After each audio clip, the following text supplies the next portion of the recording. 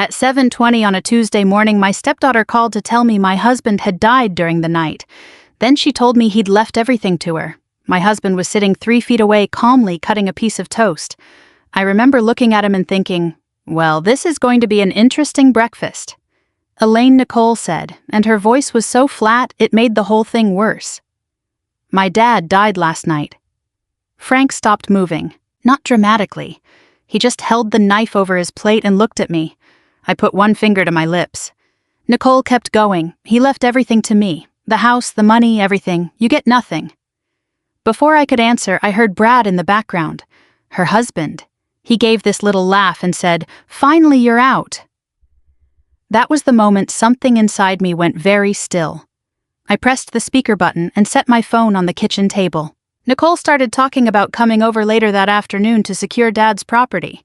She said I should probably begin packing because there was no reason to make things harder than they needed to be. Across from me, Frank slowly put down his fork. Nicole, silence. A long one. Then Frank leaned toward the phone. "Before you clean out my house, sweetheart, could I finish my breakfast?" I heard Brad mutter something that sounded like, "What the hell?" Then the call ended. Frank stared at my phone.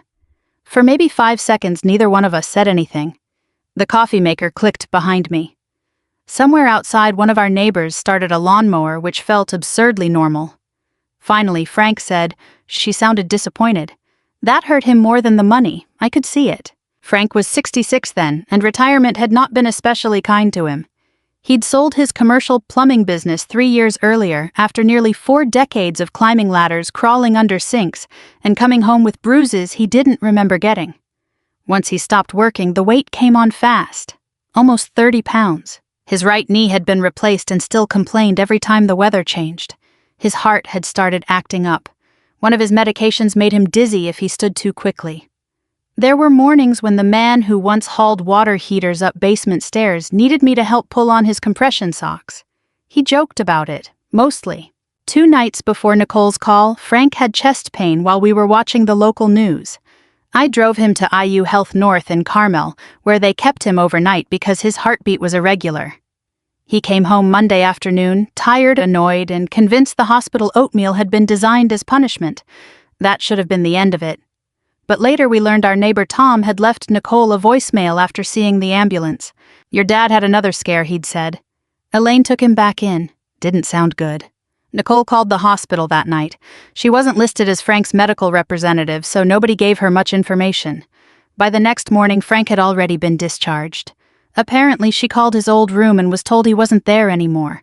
What she did not do was call me and ask is Dad okay. She went straight to Dad is dead, and then straight to the inheritance. That part bothered me. Frank pushed his plate away. How does she know what my will says? I already had an answer I didn't want to give him. 3 weeks earlier, I'd walked into Frank's home office and found Nicole crouched beside the lower filing drawer. She stood up too fast. "Oh, hey, what are you looking for? Dad's old insurance paperwork." She smiled like it was nothing. I let it go. For 14 years, I had worked very hard not to become the suspicious second wife. Frank's first wife, Susan, had died of ovarian cancer years before he met me. Nicole had been an adult when we married, and I never tried to replace her mother. For a long time, Nicole and I got along fine. Then Frank retired. His health changed. And Nicole's questions changed with it. How much did Dad get when he sold the company? Did he ever sell that warehouse? Whose name is the house in now? Frank always had an explanation. She's just curious. She worries about me. She's my daughter. So I stopped pushing. That morning, I wished I hadn't. At 8:03, Frank's cell phone rang. His attorney, Martin Keller. Frank answered. "Morning, Martin." There was a pause. Then Frank's face changed. "No, I'm sitting in my kitchen." Another pause. What I watched him straighten in his chair. Martin had received a call that morning from someone claiming Frank had died. Worse, that person had mentioned the date of a will Frank signed 12 years earlier, before he married me. Under that old will, Nicole really had inherited almost everything. When Frank hung up, he looked toward the hallway where his office was. Then at me. She wasn't grieving me. I didn't answer. He swallowed.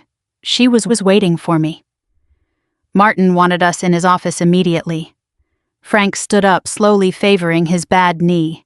His breakfast sat untouched behind him.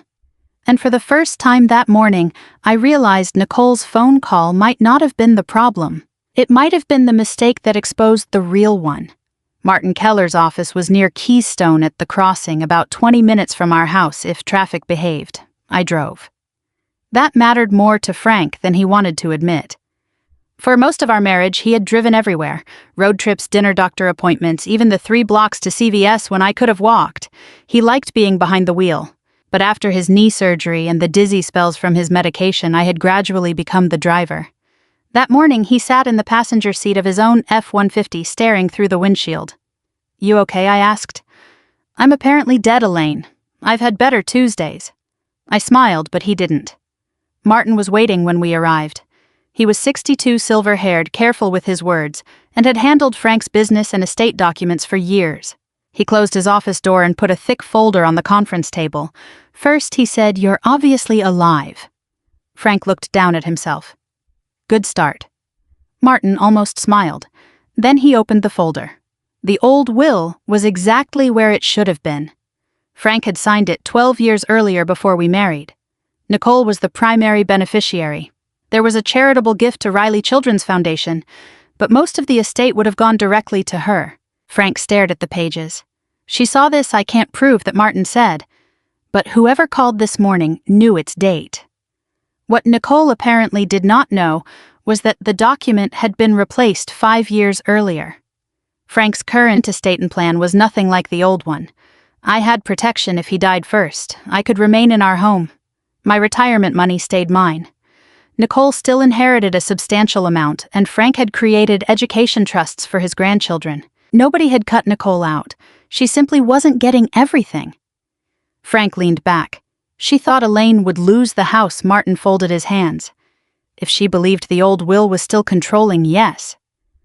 Frank looked at me. "She thought you'd be packing boxes before my obituary was printed." There wasn't much I could say to that. Then Martin gave us the part we hadn't expected. Nicole and Brad had visited his office 6 months earlier. "Together?" I asked. "Together." They hadn't asked directly about Frank's estate. Martin would never have discussed it with them anyway. Instead, they asked what happened when an aging parent became incapable of handling money. Guardianship, powers of attorney, who could take over accounts, whether an adult child could step in if a spouse was making bad decisions. My stomach tightened. I remembered Thanksgiving. Brad had been standing in our kitchen with a beer while Frank struggled to sign into an account on his phone. Brad laughed and said, "One of these days we're going to have to take those passwords away from you, Frank." Everybody laughed, including me. Sitting in Martin's office, it didn't sound funny anymore.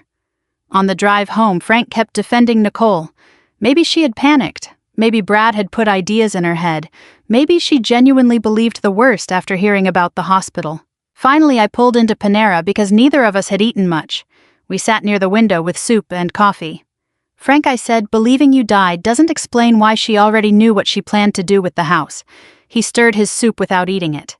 I immediately regretted saying it so sharply. This was his daughter. I could be furious with her and still understand that he remembered a completely different Nicole, the little girl whose bicycle he ran behind the teenager, whose softball games he never missed, the young woman he sat beside when her mother died. After a while, he said, "Maybe I should call her. For what? Tell her I've made a miraculous recovery." I laughed before I could stop myself. He finally smiled. That was Frank. Even on a terrible day, he could usually find one dry little corner of it that was funny. The smile didn't last long. Nicole and Brad arrived at our house around 4. Nicole came through the door crying. She hugged Frank. "Oh my God, Dad, I'm so sorry. The hospital wouldn't tell me anything. I thought you were gone." Frank stood stiffly in her arms. "You could have called Elaine." Nicole stepped back. "I wasn't thinking." Brad jumped in. We were scared. I almost asked which part frightened him enough to laugh about throwing me out, but I kept my mouth shut. Then the conversation shifted. Slowly at first. Brad mentioned Frank's driving. Nicole brought up the duplicate electric bill Frank had paid several months earlier. Then his medication. then the time he forgot an appointment. Finally, Nicole said, "Dad, we're worried about you." Frank's expression hardened. "About me or my money? Don't do that. I'm asking." Nicole looked at me. "That's exactly what I mean. Ever since Elaine started handling everything, I handled things because your father had knee surgery. You control who talks to him." I actually laughed. "I'm standing right here, Nicole. So is he." She ignored me. "We spoke to an attorney." Frank went quiet. About what Nicole took a breath. Guardianship. The word changed the room. Frank stared at her. "You want a judge to decide whether I can manage my own life? It's not like that." "That sounds exactly like that." Nicole reached toward him. "Dad, I already lost Mom. I'm not going to stand around while somebody else controls everything you built." There it was. 14 years of resentment compressed into one sentence. This wasn't only about money. Some part of Nicole still saw me as the woman who had stepped into a space that belonged to her mother. Maybe fear of losing Frank had turned into fear of losing what he owned. I couldn't tell anymore. They left 20 minutes later. The next morning, someone knocked on our front door.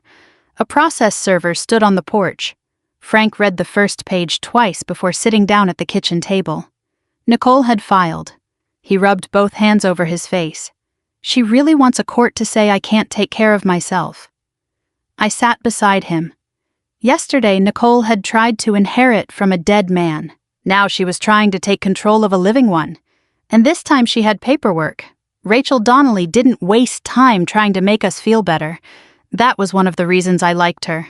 She was an elder law attorney in Indianapolis, probably in her early 50s, with reading glasses hanging from a thin chain around her neck, and the kind of calm voice that made you listen. She read Nicole's petition while Frank and I sat across from her.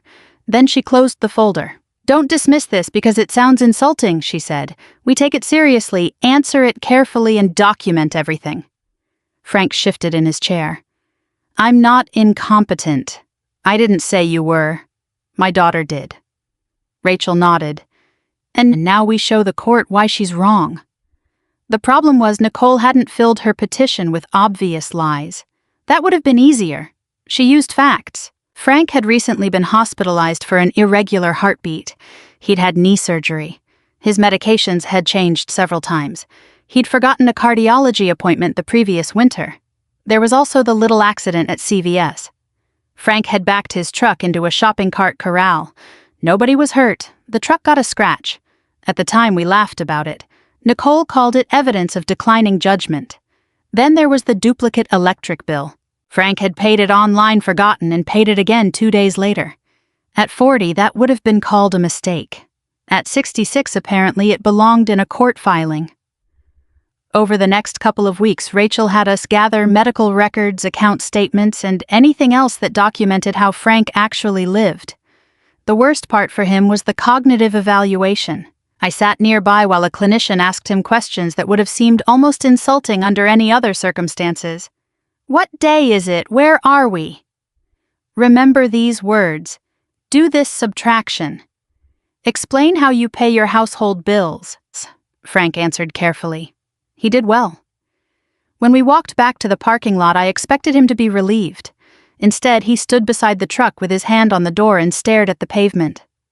What I asked, he shook his head. When I was 45, forgetting somebody's name meant I was tired. I waited. At 66, somebody writes it down on a clipboard. That was when I understood what Nicole had really taken from him. It wasn't money, not yet. She had made him self-conscious about being old. Every stiff step, every forgotten password, every time he asked me to drive became something he wondered if other people were noticing. And I wasn't spared either. Nicole's filing suggested I had isolated Frank and influenced him into changing his estate plan. One Thursday afternoon at Kroger, I saw Susan's sister near the produce section. She spotted me. Then she suddenly became very interested in another aisle. A few days later, a woman from church asked me quietly, "How's Frank doing mentally?" I went home furious. Frank was sitting in his recliner watching an Indianapolis Colts replay. I wanted to tell him what had happened. I didn't. He already had enough weighing on him. Then Rachel found the money. Ironically, she found it because Nicole had claimed Frank's finances were becoming disorganized. Rachel went through several years of account activity. The first questionable transfers started around Frank's knee surgery. Back then, he could barely get downstairs. He was taking pain medication, going to physical therapy, and depending on everybody more than he liked. He had given Nicole temporary access to help with bills. I remembered it. At the time, it had seemed completely reasonable. Rachel spread several pages across her desk. There's roughly $187,000 here that concerns me. Frank blinked. What some of it was straightforward. Transfers, payments, money that eventually landed in accounts connected to Brad's contracting business. About $175,000 could be followed with reasonable confidence. Another $12,000 or so had moved through cash withdrawals and transactions that were much harder to explain. I pointed to those. So what happens to that part? Rachel looked at me. We may never be able to prove exactly where every dollar went. But if we know knowing and proving aren't always the same thing. I hated that sentence. Frank barely spoke. 4 years earlier, he had openly loaned Nicole and Brad $85,000 when Brad's company was struggling. That loan wasn't a secret. Frank had even joked that he was becoming the family bank. But this was different. I never gave them another $100,000, he said. Rachel tapped one document. Then we need to talk about this. She turned it toward him. There was Frank's signature at the bottom. I looked at him. He looked at me. Is that yours? Rachel asked. Frank picked up the paper. His face changed. Yes. No hesitation. No accusation of forgery. That's my signature. The document had been signed shortly after his knee surgery. It gave Nicole limited authority to handle certain financial matters while he recovered. Frank read it again, then a third time. What if I told her she could help Brad? He asked. I felt my stomach tighten. Did you? He looked at me. I don't know. That answer frightened him. I could see it immediately. A forged signature would have been simple, someone else would have been the villain, and Frank would have been the victim. But this signature was real. That night, he barely ate dinner. Around 9, I found him sitting on the edge of the guest room bed. He had an old photograph in his hand. Nicole, at maybe 9 years old, missing a front tooth, sitting on Frank's shoulders at the Indiana State Fair. She used to think I could fix anything, he said. I sat beside him. After a while, he said, maybe she remembers something I don't. I wanted to tell him absolutely not. I couldn't. I wasn't there for every conversation between them. And for the first time since this started, I wondered whether we might be wrong about part of it. The next evening, Rachel called. I answered in the kitchen. Elaine. I finished reviewing that authorization. My hand tightened around the phone. Nicole did have authority. I closed my eyes. Then Rachel added, but not for what she did. Rachel asked us to come in the next morning. She had the authorization laid out on her conference table with yellow tabs stuck along the edges. The signature is real, she said, and Nicole did have permission to act for you during your recovery. Frank nodded. We established that, but permission has boundaries. Rachel slid the document toward him. Nicole had been authorized to pay Frank's medical bills, handle household expenses, move money between his own accounts, and take care of certain transactions for his benefit while he recovered from surgery. Rachel tapped one paragraph. What I don't see is permission to finance Brad's company. Frank leaned closer. It isn't there, no. She pulled out another sheet. I also don't see permission to pay their personal credit card contribute toward improvements on their house, or make cash withdrawals unrelated to your expenses. I looked at Frank. He didn't look relieved. That surprised me. For days, he had been terrified that he'd forgotten giving Nicole permission. Now we knew he hadn't not, in any meaningful sense. But the truth was worse in another way. Nicole hadn't forged his trust. She had used it. Frank had handed his daughter a key because he couldn't get around after surgery, and she had quietly started opening doors he never intended her to touch. On the drive home, he said almost nothing. That evening, things finally boiled over between us. He was standing at the kitchen counter looking through old statements when he said, Maybe I still told her she could help Brad once or twice. Frank. I'm saying maybe. We have the paperwork. That doesn't mean we remember every conversation. I put down the dish towel. What do you want me to tell you? I want somebody to tell me what actually happened. I am telling you what I know. He turned toward me. Everybody is telling me what I know. Nicole says I don't remember. Lawyers ask me what I remember. Doctors test what I remember. His voice rose. And now you're doing it. That stung. I'm the one person who isn't. He stopped. I could have told him exactly what he wanted to hear. I could have said you absolutely never gave her permission. But I didn't know that. And after 14 years of marriage, I wasn't going to comfort him with a lie. He went upstairs. I stayed in the kitchen and washed the same coffee mug twice before realizing what I was doing. We barely spoke for the rest of the night. 2 days later, Rachel called with something else. During the exchange of records, her office had received older text messages between Nicole and Brad. One of them explained a lot. Brad had written, "Your dad won't take this public. He'd rather eat the loss than tell everybody his own daughter took money." Nicole's response was shorter. "He always forgives me." Frank read those words at Rachel's office. Then he read them again. I watched something change in his face. Not anger, exactly. Recognition. For years, whenever Nicole got herself into trouble, Frank helped. When she ran up credit card debt in her 20s, he helped. When she needed money after her divorce from her first husband, he helped. When Brad's business nearly folded, Frank loaned them $85,000. Nicole and Brad hadn't necessarily believed their tracks were perfect. They believed it didn't matter. Frank would never embarrass his daughter publicly. He would swallow the loss, keep the family peace, protect Nicole from the consequences. Frank placed the paper back on Rachel's desk. That's what they got wrong. It was the first time since the petition arrived that he sounded like himself. Still getting his confidence back took more than one good sentence. Frank had stopped going to his Thursday breakfast with the men he used to work with. He claimed he wasn't hungry. I knew better.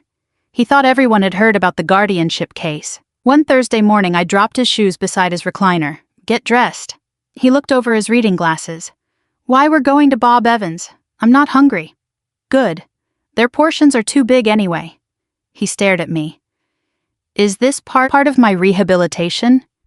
"Yes, biscuits and public exposure. That got a laugh." So we went. And you know what happened? Nothing.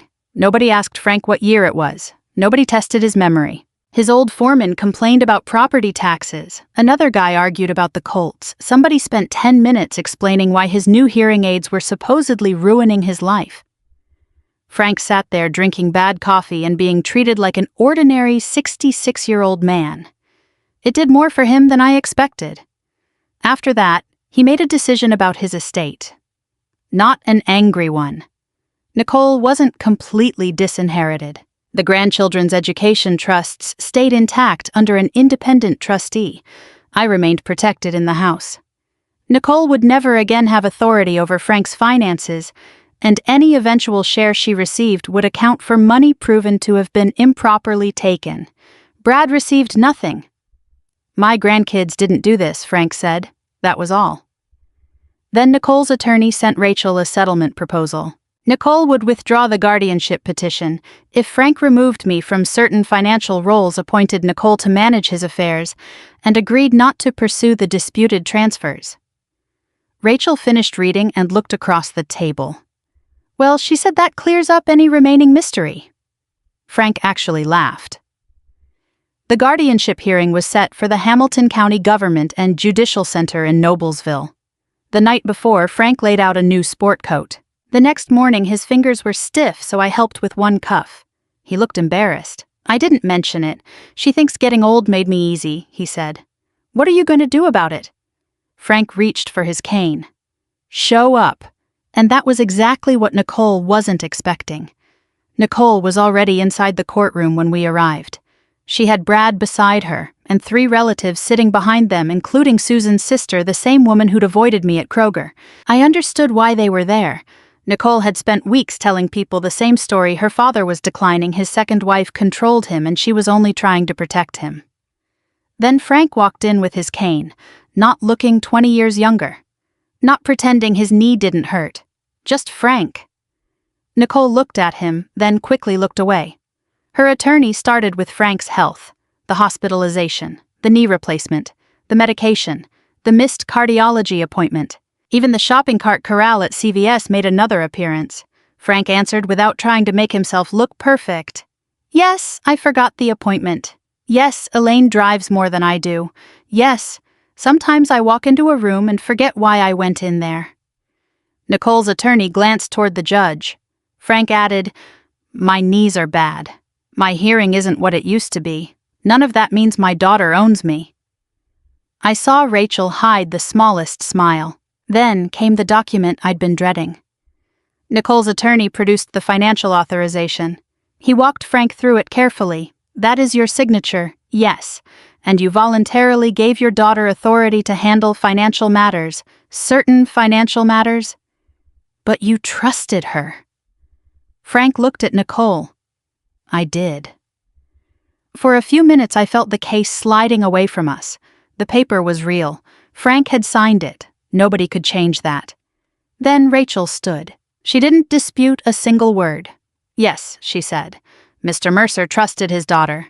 She asked Nicole whether the authorization allowed her to pay Frank's medical expenses. Nicole said yes. Household bills? Yes. Move funds between Frank's accounts for his benefit? Yes. Then Rachel changed direction. "Where does it authorize you to transfer his money into your husband's business?" Nicole hesitated. "It gave me financial authority." "That wasn't my question." Silence. Rachel asked about payments toward Nicole and Brad's credit card. Then money connected to improvements on their house. Then the withdrawals that had nothing to do with Frank's medical care or household expenses. Nicole's attorney objected to parts of it, and the judge kept Rachel focused. That actually made the whole thing feel more serious. No dramatic speeches, just numbers and documents. Rachel didn't claim we could prove every dollar either. About $175,000 could be connected with reasonable confidence to transactions outside the purpose Frank had authorized. Another $12,000 or so had moved through cash withdrawals and other activity that was too muddy to pin down cleanly. I was glad she admitted that. The truth wasn't perfect. It didn't need to be. Then Frank described the phone call. He told the judge exactly what he'd heard Nicole say that Tuesday morning. "My dad died last night. He left everything to me." "You get nothing." Nicole shook her head. I was confused. I thought he was dead. Frank looked at her. "You thought I was dead? You weren't confused about what you wanted afterward." That was the first moment Nicole started to lose her composure. She insisted Brad had handled many of the transactions. Brad turned toward her.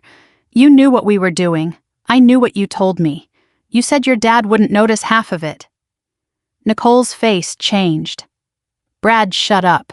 Nobody needed to explain what had just happened. Even Brad seemed to realize it about 2 seconds too late. The judge called for order. After that, the room felt different.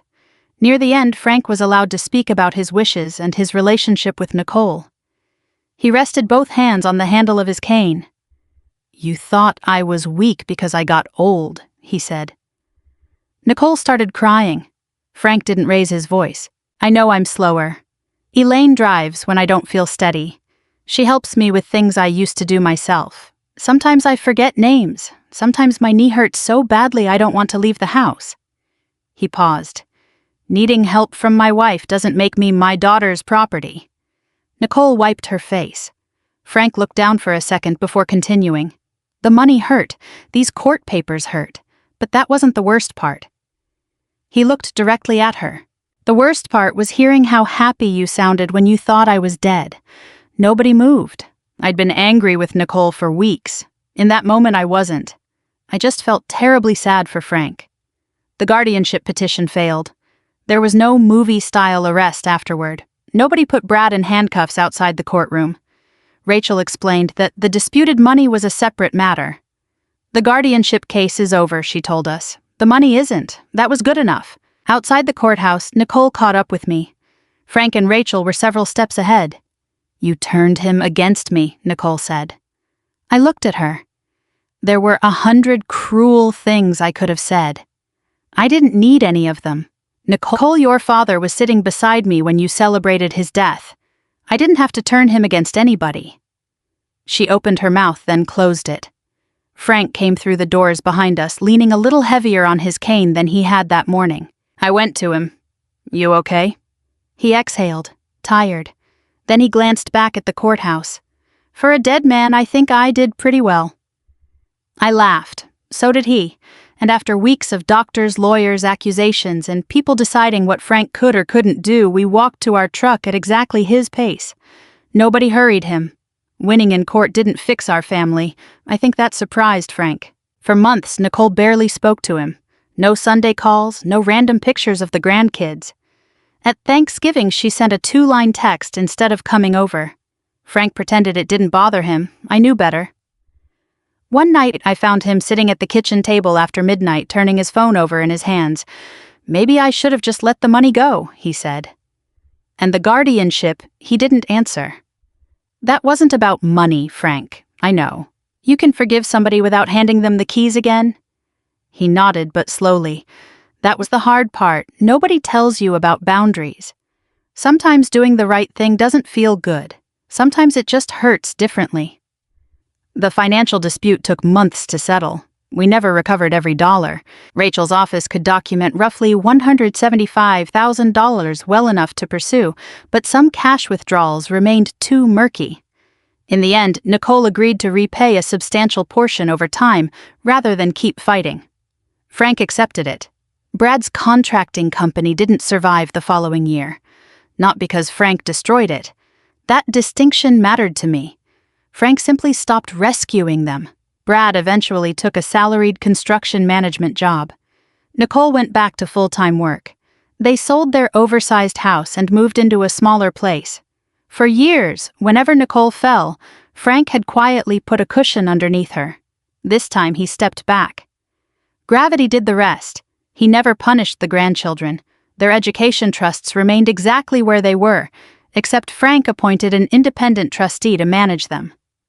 My grandkids didn't do this, he reminded me. A few months later, his oldest granddaughter mailed him a birthday card. Nothing expensive, just a card with crooked handwriting inside, "Happy birthday, Grandpa. I love you." Frank read it at the kitchen counter. Then he put it on the refrigerator with a magnet from our old trip to Gatlinburg. He never mentioned the settlement that day. The card mattered more. Life got ordinary again, which was exactly what we needed. Frank started cardiac rehab and complained about it with impressive consistency. He lost 12 pounds over several months. His knee still hurt. He still got lightheaded occasionally if he stood too fast. And yes, sometimes I still helped him with those compression socks. I wasn't exactly aging backward myself. Years of work, menopause stress, and taking care of other people had changed my body too. There was a time when I looked at old photographs and wondered where that slimmer woman had gone. Eventually, I stopped asking. She hadn't gone anywhere. She had simply lived another 15 years. About 8 months after the hearing, Nicole asked Frank to meet her for coffee. Alone. I told him to go. When he came home, I didn't ask questions right away. He hung his jacket up, poured himself water, and finally sat across from me. Well, she apologized. I waited. Good apology. He made a face. Started out terrible. I laughed. Nicole blamed Brad at first, then debt, stress, her fear after losing her mother, her resentment toward me. But eventually she said something honest. I started thinking of what you had as something that was already mine. Frank told me he sat there for a while before answering. Then he said, "You started inheriting me before I was gone." That was the sentence Nicole finally seemed to understand.